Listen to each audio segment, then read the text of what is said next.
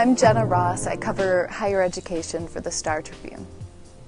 I have always liked the idea of newspapers, and when I was 11 years old, published the Ross Report, which was a one-page newspaper dedicated to the happenings in my family.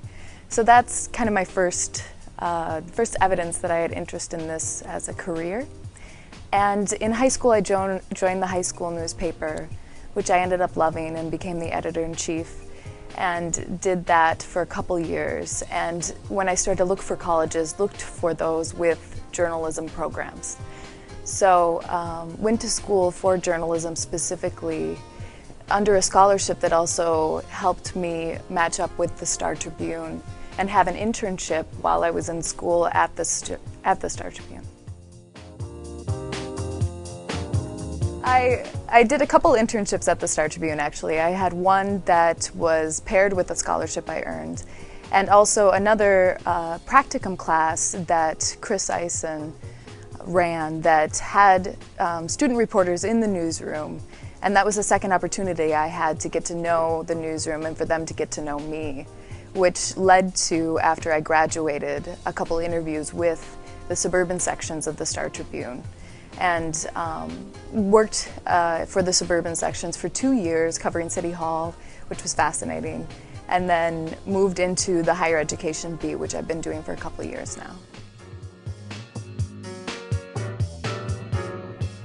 My day-to-day involves going to Century College in White Bear Lake, observing a classroom, getting a sense for what that class is like, coming back, transcribing my notes and interviews from that experience, making some calls, figuring out who else I need to speak with for this article that I hope will run this weekend. And hopefully by the end of the day, I will have the sense that I know what I need to get done to complete that article for this weekend. My job has changed a fair amount in terms of technology. I am not only thinking about the next day's paper, but also Twitter and blogs. And those are a daily part of my job. When I was in school, I expected to use video in my job, and I expected to use blogs and those kinds of things. But the idea of using Twitter for my job was something that kind of hit me unexpectedly 3 or so years ago. And it's grown into a reporting tool that I use on a daily basis, not only to find people, but to get a sense of what conversations are happening between faculty members and students and parents on a daily basis. Because I was so focused on getting a journalism degree, now looking back, I kind of wish that I had double majored, that I had gone into greater depth into other subjects in school so that I could now write about those subjects with more authority.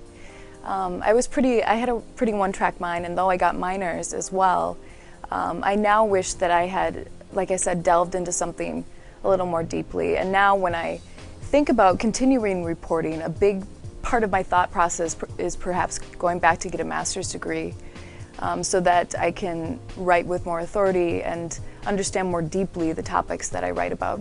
Because I'm constantly learning on this job, which is one of the great parts of it, but to have that sort of more intensive knowledge about one subject. I think specialization in journalism is really intriguing, and I think it might move more toward that direction in future years. I think the #1 class that I would recommend that I took was with Chris Eisen, his practicum with the Star Tribune. It gives students a chance to be in a newsroom and to write stories and work with an editor and get to know sort of the daily pressures of the job.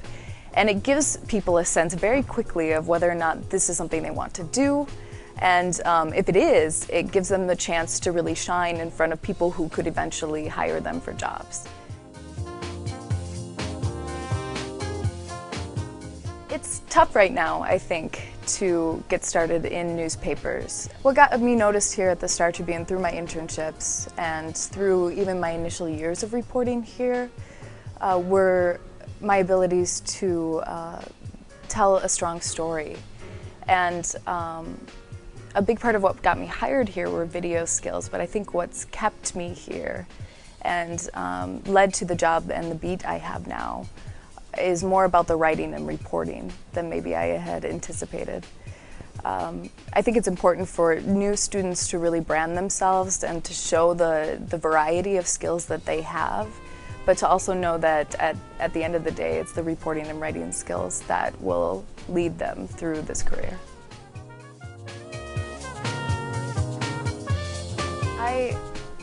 I feel a deep obligation to both the people I interview and the people who eventually are going to read my stories.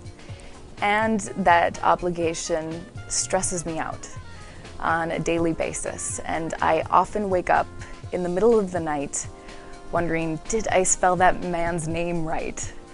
And that kind of stress is both a continual challenge that I enjoy, but also a difficulty of this job. There's a lot to get right on a daily basis, both in terms of facts and then also translating effectively people's stories. And that obligation, like I said, stresses me out. I love talking to people about what they do, and higher education, which I cover, is such a fascinating place for those conversations. You're talking to students who are struggling to pay tuition and studying some things that they love, and faculty who are doing really exciting research, and administrators who are trying to sort of balance competing interests. And that part of this beat and this job is my favorite part. I also really like knocking on random people's doors and seeing what stories they have to tell.